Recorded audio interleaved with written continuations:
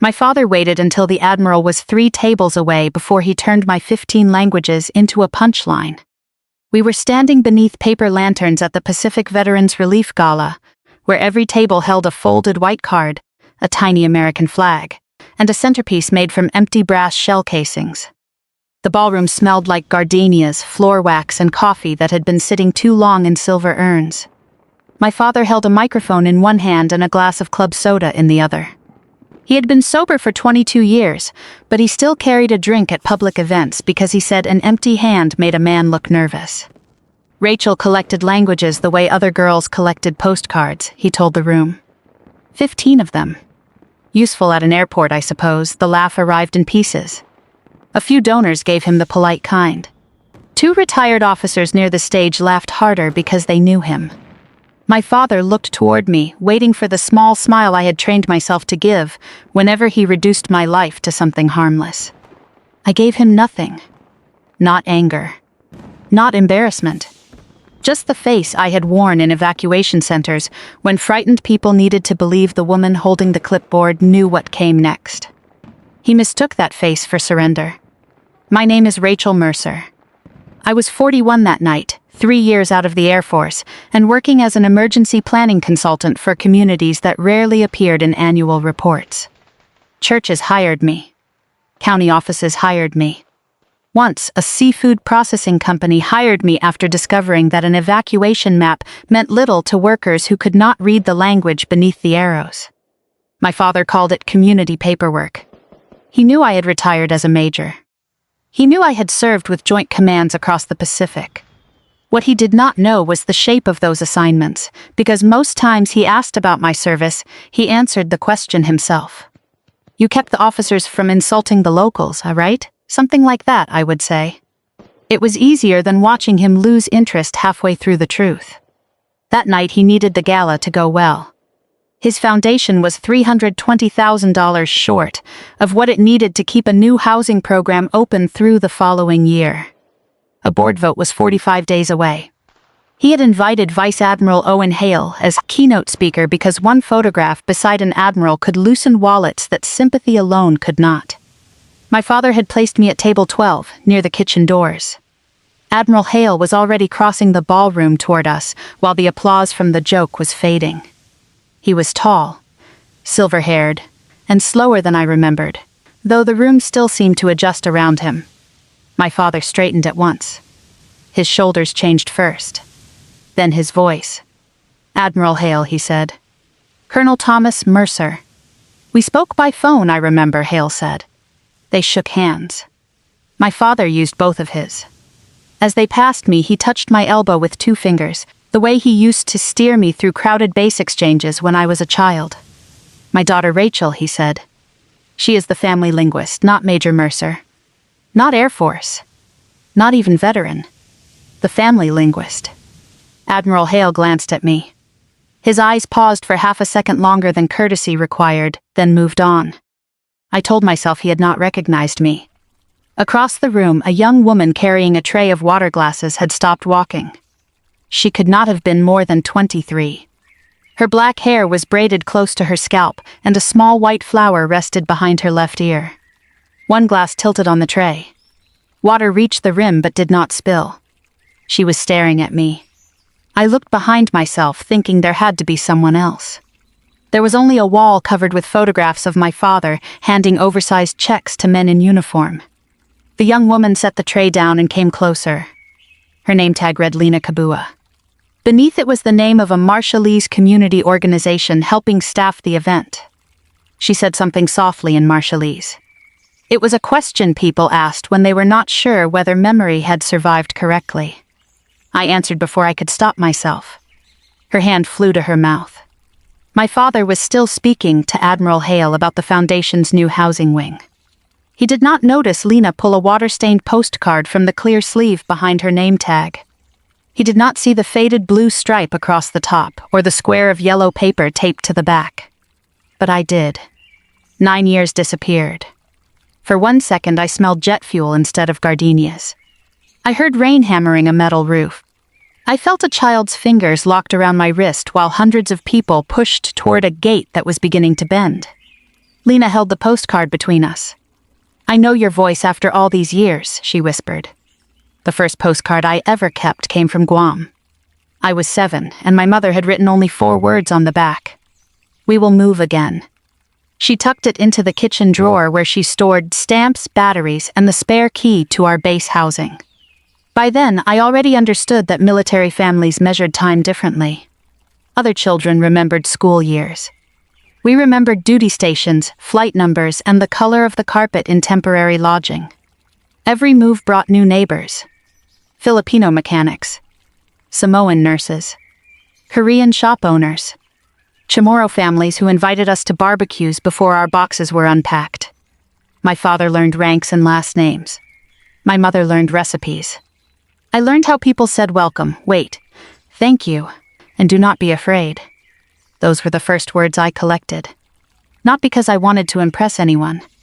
Because those were the words adults used when they were trying to make strangers feel safe. My mother understood that before my father did. Whenever we left a place, she bought a postcard from the nearest gift shop and asked someone local to write 1 sentence on the back. Sometimes it was a blessing. Sometimes a joke. Once in Okinawa, an elderly woman wrote a line that meant the sea remembers every footstep taken away from home. I copied it until the shape stopped looking foreign.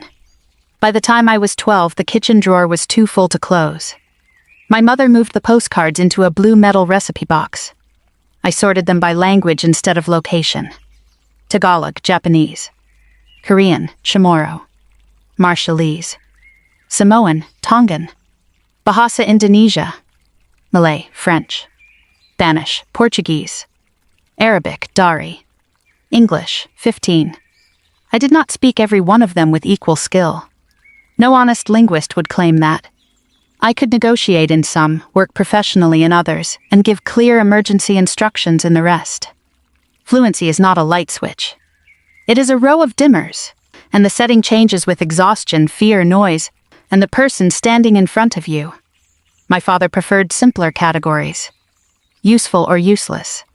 Combat or support. Real service or everything else. He was a lieutenant colonel when I told him I wanted to enlist after high school. We were eating breakfast at a diner outside Peterson Air Force Base. He cut his pancakes into exact squares before answering. Officer training is the respectable route. I want to learn the work first. You want to translate. I want to understand what happens before someone gives an order.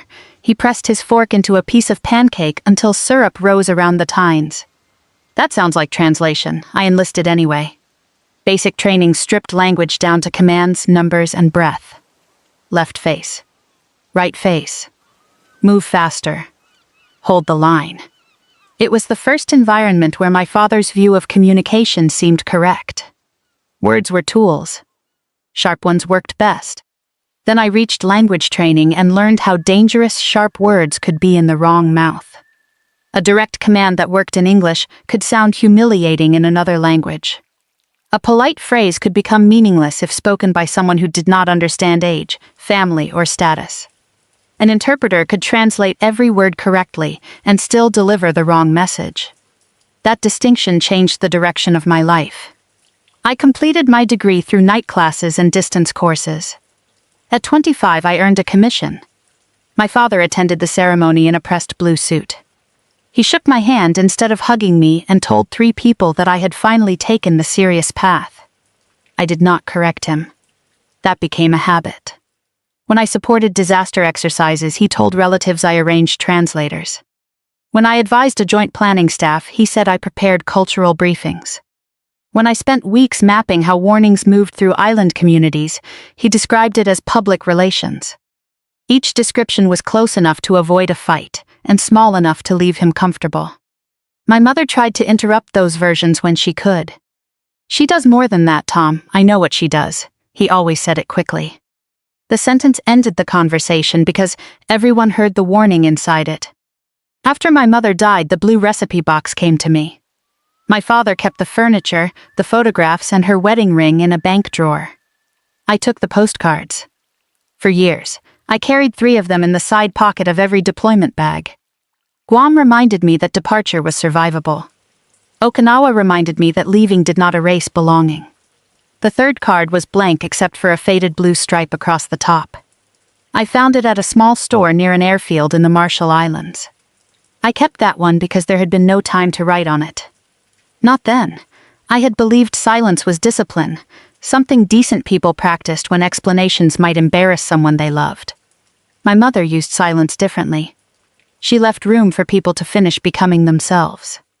I had confused her patience with permission, and for years I let my father speak over the parts of me he had never tried to learn at all. 9 years later, standing in the gala ballroom, I recognized the blue stripe in Lena Kabua's hand. My father saw an old piece of paper. I saw the exact moment my silence had stopped protecting anyone. The storm was called Leda, though no one on the islands used the name after the first night. Names make disasters sound containable. Leda was not. She tore roofs from clinics, folded palm trees across roads, and knocked out the undersea cable that carried most regional communications. By dawn, 3 islands had no reliable power. By noon, Kwajalein's nearby airport was the only runway able to receive military transports before the next wall of weather arrived. I was 32 and assigned to a joint regional planning cell in Hawaii. My team landed with satellite phones, printed manifests, and the confidence of people who had rehearsed crises under working lights. The real airport resembled no exercise. Rain came through gaps in the terminal roof. Families sat on luggage wrapped in black trash bags. A generator coughed every few minutes, making the overhead lights blink. The departure board still showed flights canceled 2 days earlier. We had 6 aircraft available. That was the number that mattered. 6 flights before fuel reserves dropped below the level needed for safe operations.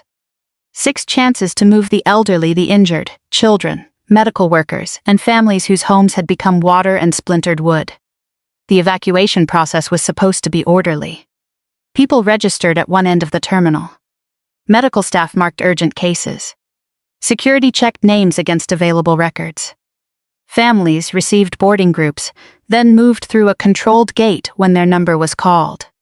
On paper, every arrow pointed in one direction. In reality, the arrows were written in English. Local interpreters had been scheduled to meet us, but 2 were trapped by flooding on the North Road. Another was helping at a hospital. The 4th had not been heard from since landfall.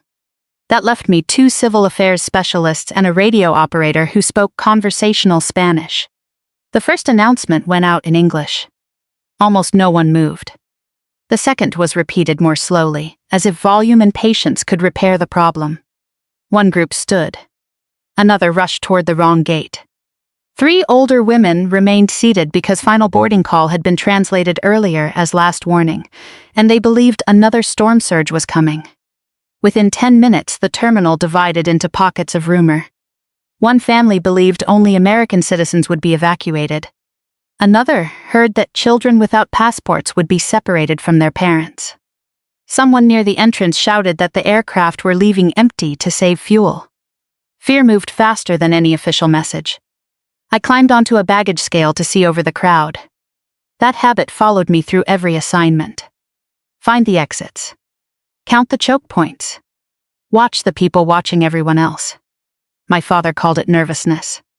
In emergency planning, it was geometry. The east gate was bending. Not dramatically.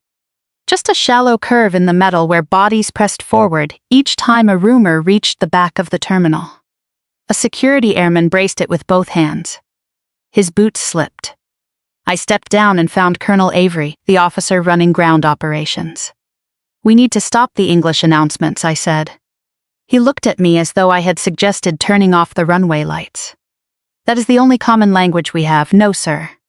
It is the only language the system has." Another surge hit the east gate. The metal gave a low sound, like a chair dragged across concrete. Avery heard it. "What do you need?" "Blank cards. Markers, every colored tape roll on this base. And permission to separate information by language, instead of repeating one message to everyone." He looked toward the registration tables, where staff were losing track of who had been screened. "How many channels?" 15. His eyes returned to me. "You have 15 interpreters?" "No, sir." The generator cut out. For 4 seconds, the terminal went black. People screamed. Children cried. Somewhere near the medical line, a tray struck the floor. When the lights returned, the crowd had moved 3 feet closer to the gate. I tasted metal where I had bitten my cheek. Avery did not ask again. Do it. We cleared a maintenance room and covered one wall with butcher paper. I wrote the languages in rows, then assigned each one a color. Blue for Marshallese. Green for Tagalog. Red for Samoan and Tongan separated by symbols. Yellow for Spanish. White for English. The remaining colors came from electrical tape, cargo labels, and strips cut from old safety vests. It was not elegant.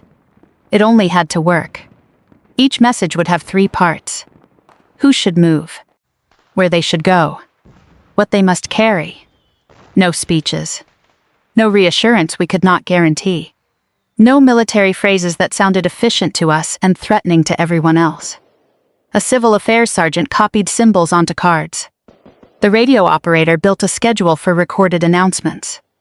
I moved between lines, testing phrases with people in the crowd, asking them to repeat what they believed I had said. That was how we found the dangerous mistakes. In one language, remain with your family sounded like wait for your family, which could cause people to leave the boarding line. In another, our word for screening was understood as a medical examination, so healthy passengers avoided registration. A phrase meant to direct elders first was heard as an order to abandon anyone unable to walk. We changed everyone. By late afternoon, colored cards began appearing in people's hands. The crowd did not become calm. Calm was too much to ask. But movement became visible. Predictable. Families stopped chasing every announcement because they knew which color belonged to them. Children held cards above their heads. Volunteers repeated only the instructions assigned to that group. Then a security officer brought me the fuel report. 6 flights had become 5.5. A leak had been found in 1 ground tank. Outside, rain struck the runway sideways. Inside, the east gate groaned again. And beyond the terminal doors, another convoy was arriving. By sunset, the terminal had learned to move by color. Blue cards lifted near windows. Green cards gathered beside baggage claim. Red cards formed 2 lines beneath hand-drawn symbols. No one understood the whole system, and that was the point. They only needed to understand the part that belonged to them. The first aircraft took medical patients and children who needed oxygen. The second carried families from destroyed outer island homes. The third was assigned to hospital staff, elderly passengers, and people who could not remain standing for long. Every departure created room. Every departure also created a new rumor. After the third aircraft left, someone said the remaining flights were reserved for military families. A man near registration began tearing white cards from people's hands. He was frightened, which can look like violence from a distance. I reached him before security did. In Marshallese, I told him his mother's blue card was still valid. In English, I told the airman behind him to lower his hands. Then I asked the man to show me where his mother was. He stopped pulling at the cards. Fear rarely disappears because someone orders it to. It changes shape when given a task. He led me to an older woman sitting on an overturned cargo bin. Her breathing was shallow. We moved her to the medical line, and he stayed beside her. That was when the radio operator started calling me Beacon. At first it was a joke. Beacon, blue group is moving. Beacon, we need a phrase for lost medication. Beacon, confirm whether green cards can board with infants. The name saved time, so it remained. I did not think about what it meant. There was too much noise. Near the east wall, a girl in a soaked yellow shirt raised her hand each time I passed. She was 14, narrow-shouldered, with rainwater drying white along her cheeks. Her name was Lena Kabua. My grandmother cannot walk fast, she said in Marshallese. Her grandmother sat beside her, one shoe removed, her swollen ankle on a canvas bag. What color are you? Lena showed me 2 blue cards. Blue has not been called yet. She thinks they will leave us. Did someone tell her that? Lena looked down. That meant yes, but not someone she trusted enough to name. I searched my pockets for paper. The cards were gone. All I found was a blank postcard with a faded blue stripe, bought near the airfield 2 days earlier. I tore a square from a yellow cargo label and taped it to the back. Then I wrote 1 sentence in Marshallese. When your color is called, take your grandmother's hand. I read it aloud. Lena repeated it. Her grandmother pressed the card against her chest and nodded once. The next hour nearly broke the system. A local driver reported the South Access Road still open, so operations sent 2 buses to collect families from a shelter near the lagoon. The message sounded clear in English. In Marshallese, the driver had described the road by the tide, not by the map. He had said the water was sleeping. The planner recorded calm water. It did not mean calm. It meant the tide was temporarily low. I heard the phrase while passing the radio desk and stopped so quickly that a sergeant walked into my shoulder. "When did he say that?" "6 minutes ago. Turn the buses around." The ground officer frowned. "They are already halfway there. The water is not calm." "It is waiting." For 1 second no one moved. Then Colonel Avery looked at the weather board. "Recall them." The buses turned back less than 4 minutes before a surge covered the lower road. Had they continued, more than 80 people would have been trapped. No one applauded. In disasters, relief usually sounds like another voice asking for an answer right now. The radio carried the next problem. By midnight, 4 aircraft were gone.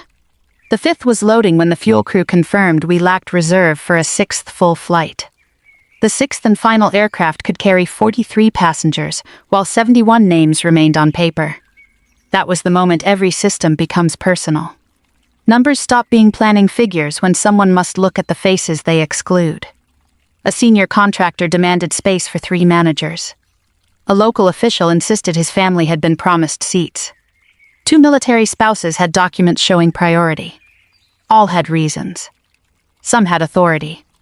The blue group still included Lena and her grandmother. Colonel Avery handed me the final manifest. "You built the channels," he said. "Tell me where they fail." I studied the list, then the terminal. The mistake was not in the priority rules. It was how we counted families. Several children appeared twice because one system listed them under a parent and another as individual evacuees. 3 medical workers had already departed but remained on the civilian manifest. 22 names existed only on paper because the records had not spoken to one another.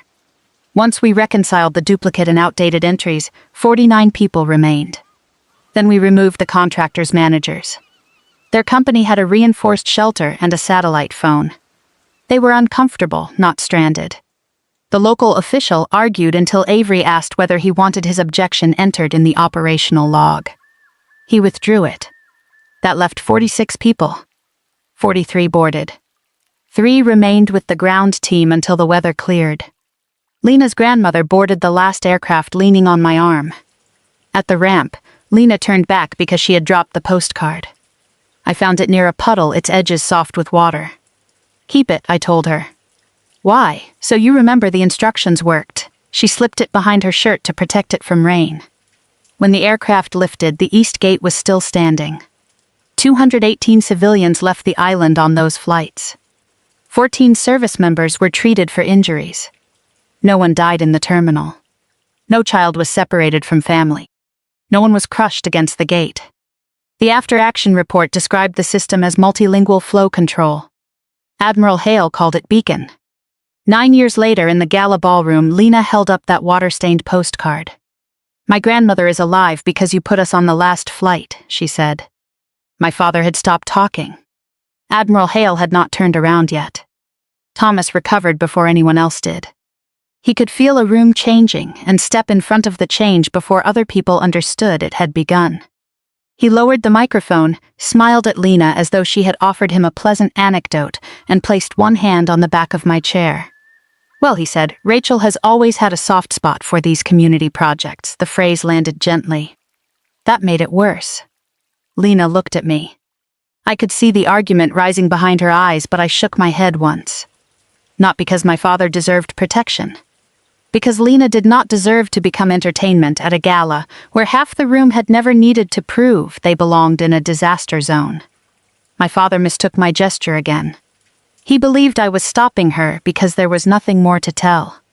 Admiral Hale had moved toward the stage with Evelyn, my stepmother, who was explaining the order of speakers. Evelyn had spent 6 months building the evening around one message.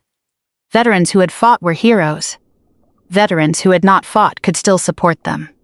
There was no category for people whose work made fighting unnecessary. The printed program reflected that. Under my name, it said only, Rachel Mercer, Community resilience consultant.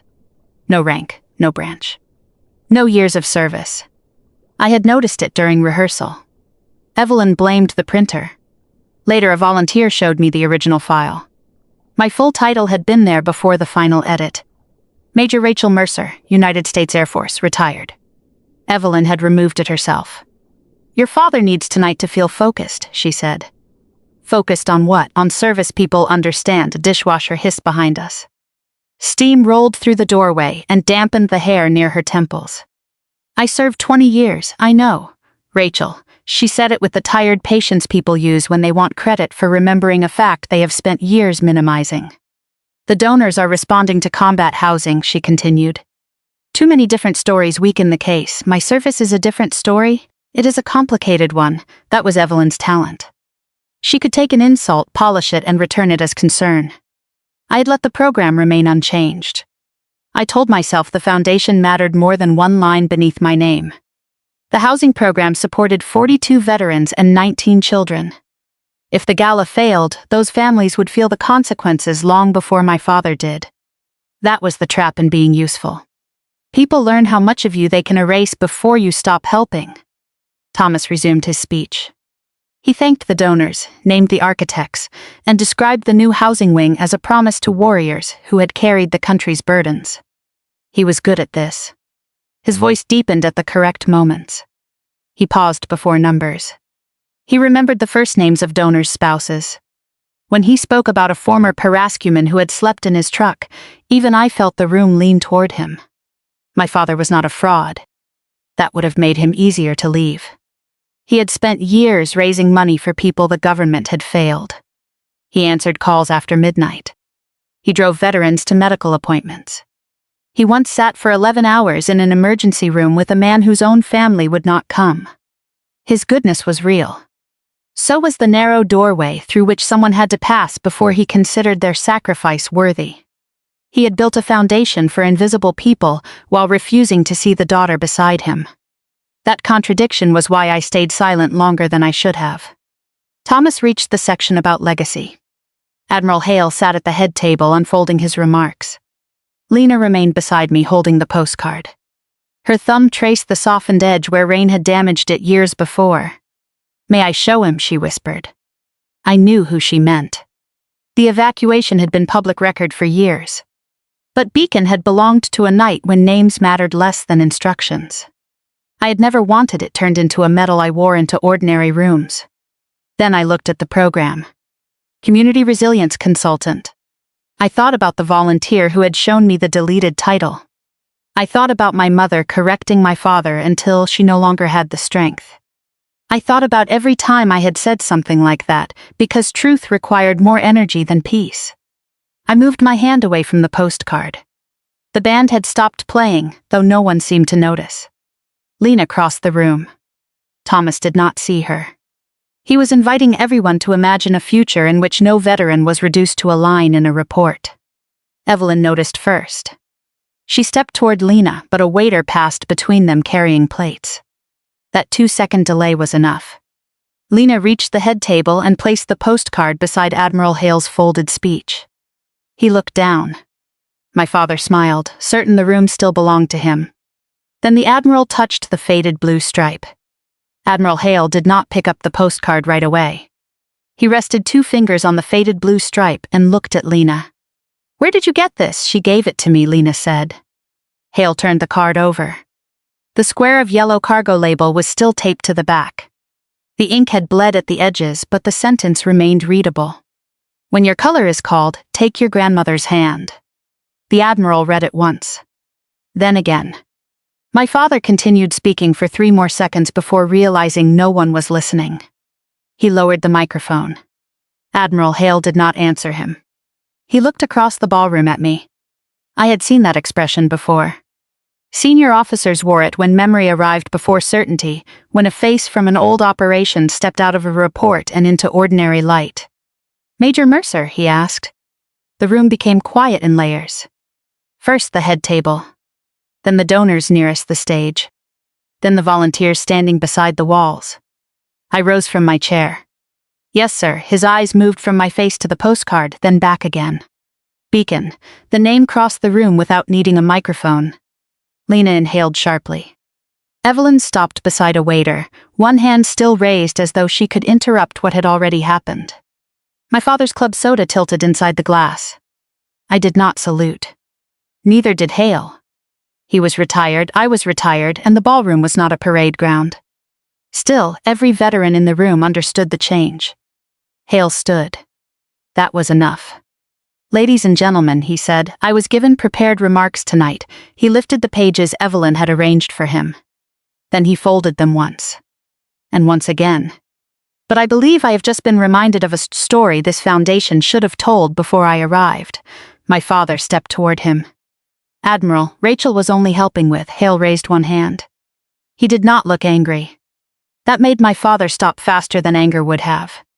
9 years ago, Hale said, a regional evacuation operation nearly failed because our procedures assumed information traveled the same way through every community. He looked toward Lena. It did not, the ballroom stayed still. We had 6 aircraft scheduled. Weather and fuel reduced our capacity, while more than 200 civilians remained inside a damaged terminal. Local interpreters could not reach the airfield. Rumors moved faster than official instructions. A security gate was beginning to fail under crowd pressure. My father's glass slipped against his fingers. It did not fall yet. Hale continued. One officer designed 15 separate communication channels using whatever material the team could find. Electrical tape. Cargo labels. Safety vests. Blank cards. She assigned each language a color and reduced every instruction to 3 things. Who moves? Where they go. What they carry. He pointed to the yellow square on Lena's postcard. This was not decoration. It was part of the system. People began looking at me differently. Not with admiration yet. With recalculation. It is a colder expression and more honest. Hale spoke without raising his voice. That system moved 218 civilians through the terminal. 6 aircraft departed. 14 service members were treated for injuries. No child was separated from family. No one was crushed at the east gate. He paused. And when a local phrase about sleeping water was mistranslated as calm conditions, Major Mercer stopped 2 buses from entering a road minutes before it flooded. Lena held the postcard against her chest. Her eyes were wet, though her face remained steady. Hale turned toward my father. Your daughter did not collect languages, Colonel. Thomas stood motionless beneath the stage lights. She built exits with them. The glass left his hand. It struck the carpet on its side. Club soda spread beneath the tablecloth, darkening the fabric around his shoes. No one bent to pick it up. Evelyn stared at the printed program in her hand. I could see my name from where I stood. Rachel Mercer, Community Resilience Consultant. The line looked smaller than before. Hale faced the audience again. In the operations center, we called the system Beacon because every group needed one reliable signal in the noise. Over time, the name followed the officer who kept those signals clear. He looked at me. I wondered where you went after retirement. I went where the warnings were still being missed, sir. A few people smiled, but Hale did not. He understood the sentence was not meant as wit. My father reached for the microphone. His fingers closed around it, but he did not lift it. For most of my life, he had known what to say before anyone else finished speaking. That night, the words arrived and found no place to stand. Hale stepped away from the table. Major Mercer, would you join me? Every instinct in me wanted to remain beside the kitchen doors. I had spent years making myself useful without becoming visible. Visibility felt too much like exposure, and exposure had always carried a cost. Then Lena moved closer. She did not touch me. She simply stood where I could see the postcard. So I walked toward the stage. The room rose slowly, not in military unison but person by person. A former nurse near the aisle stood first. Then a man wearing a Vietnam veteran cap. Then the donors, the volunteers, the staff. My father was among the last. I stopped beside Hale. He offered me the microphone. I shook my head. The reveal did not need my speech. The truth had already entered the room with water damage along its edges alone. My father finally looked directly at me. Not at my dress. Not at my place card. Not at the version of me that made his evening easier. At me, I gave him the only sentence I was willing to spend. "You could have asked." Then I stepped back and let the silence belong to him. The applause lasted longer than I wanted. It followed me off the stage and into a service hallway that smelled of lemon cleaner and roasted meat. Plates rattled on a passing cart. The ordinary sound helped. Behind me, the ballroom had already begun turning the moment into something useful. Donners leaned together. Phones appeared. Evelyn was speaking to the photographer, probably deciding whether the image of me beside Hale could still fit the morning press release. My father came through the door 2 minutes later. A dark crescent of club soda remained along the cuff of his trousers. "Rachel," I waited. "Could we have a private word?" No, the answer surprised both of us. I had not raised my voice. I had only stopped making his comfort the first condition of every conversation. "What happened in there was unexpected," he said. "For you," his jaw tightened. Then he lowered his voice. "We are trying to keep housing open for 42 veterans. Tonight may have saved the program, there it was. Not an apology. A strategy." He told me 3 donors had already asked whether Beacon could appear in the Foundation's next campaign. One wanted a filmed interview. Another had offered to sponsor multilingual outreach if I became its public face.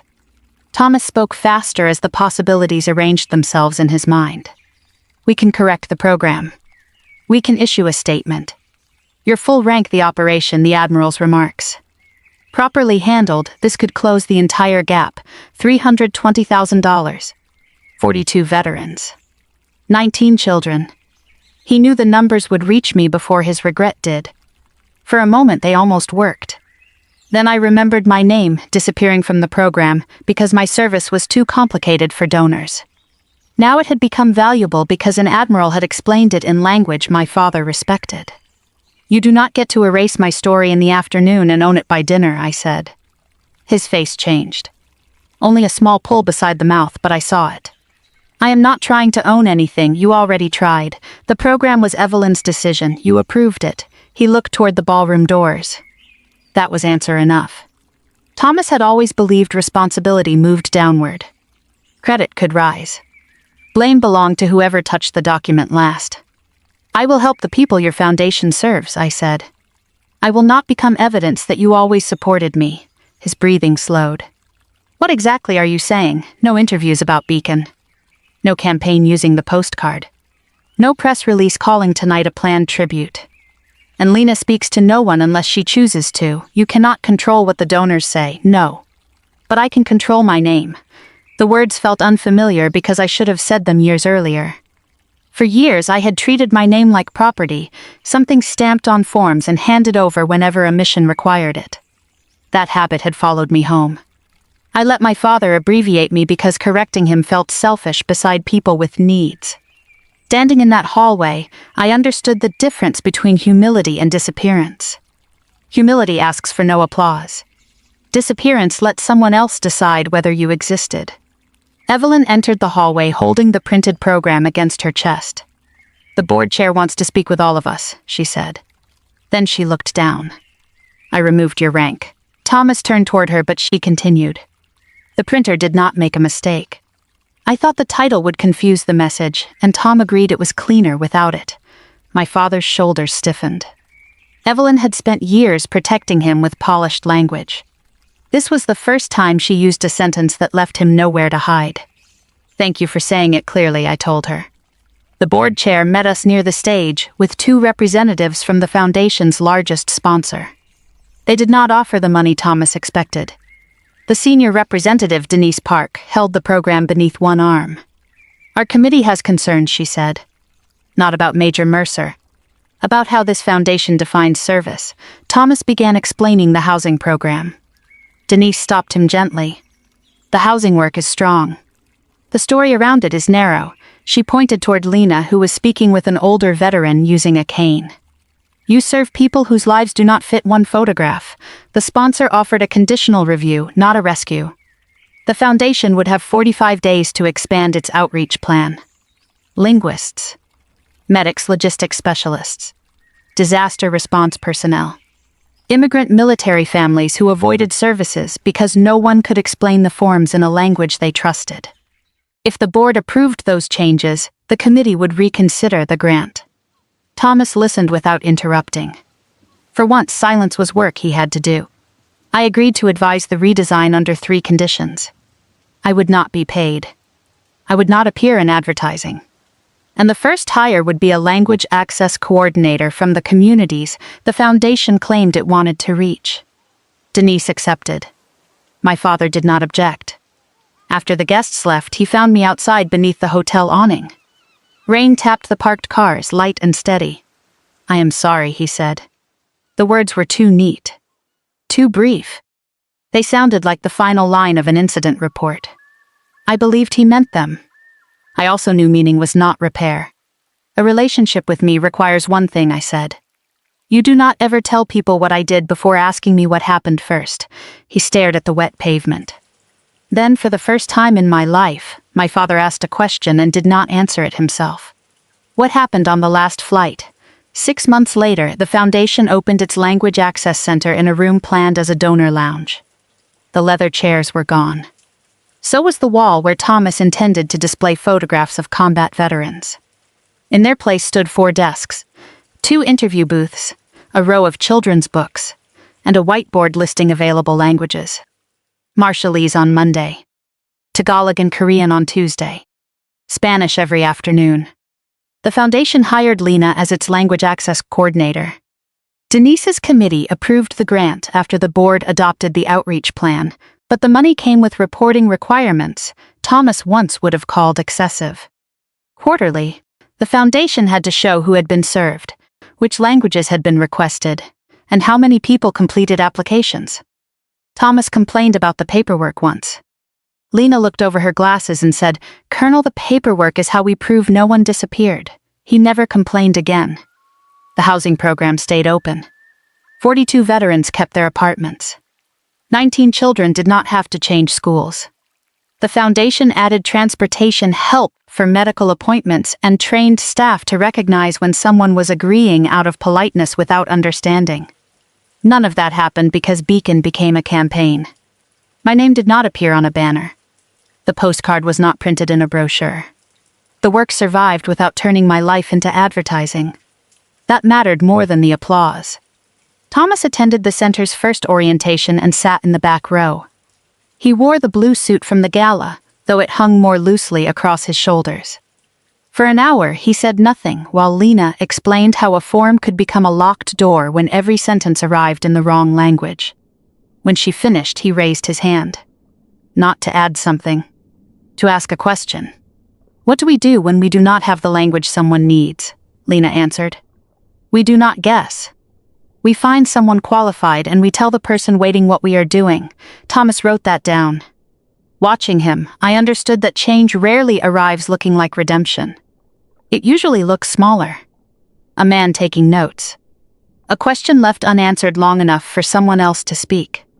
A title printed correctly without praise. He still made mistakes. At a board meeting, he introduced me as our own Beacon before catching himself. I let the silence sit. He cleared his throat. "This is Major Rachel Mercer, retired. She advises us when she chooses to. It was not perfect. It was honest." After the orientation, he found me beside the supply closet, where I was stacking translated emergency cards into plastic bins.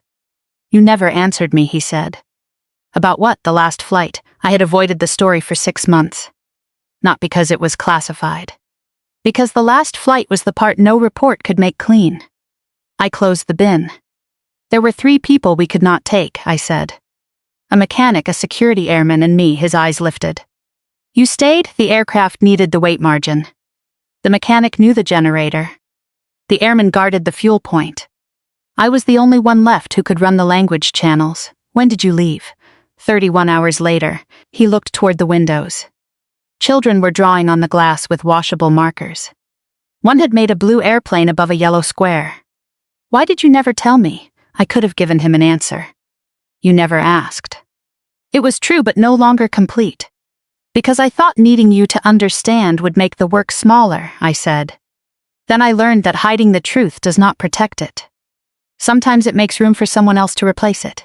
He nodded once. That was all. We did not hug. He did not cry. Some distances are not crossed in one conversation, especially when one person spent years insisting the distance was not there. But he stayed and helped me stack the cards. That was where we began. Lena's grandmother visited the center in early spring. She walked with a cane and wore a straw hat decorated with fabric shells. When she saw me, she took both my hands and spoke for nearly a minute. My Marshallese had grown rusty. I understood enough. She said she remembered the rain. She remembered the aircraft ramp. She remembered being afraid her weight would slow everyone down. Then she said the sentence that remained with me. A door is only a door if the person behind it knows it can open. Before leaving, Lena returned the postcard to me. You should keep it now, she said. I placed it in a plain wooden frame in my office. The faded blue stripe faced outward. The writing faced the wall. People sometimes asked why I displayed the blank side. Because the words were never the important part. The important part was that a frightened girl trusted them, that her grandmother took her hand, and that both reached the gate when their color was called. For most of my life, I believed honor meant doing the work without needing anyone to know my name. I still believe part of that. But silence is not always humility. Sometimes it is the place where other people edit you into something easier to dismiss. Real honor is quieter and harder. It is telling the truth without turning it into a weapon. It is protecting innocent people without protecting the lie that harmed you. It is leaving a door open without pretending no one ever locked it. My father and I speak now. Not often. Not easily. But he asks questions, and sometimes he waits long enough to hear the answer. That is not a perfect ending. It is a truthful one. In the end, that was what my 15 languages had always done. They built exits with words. If this story meant something to you, share it with someone whose service was overlooked. Tell us where you're listening from, and subscribe to Spectre Veteran for more stories about quiet courage finally recognized.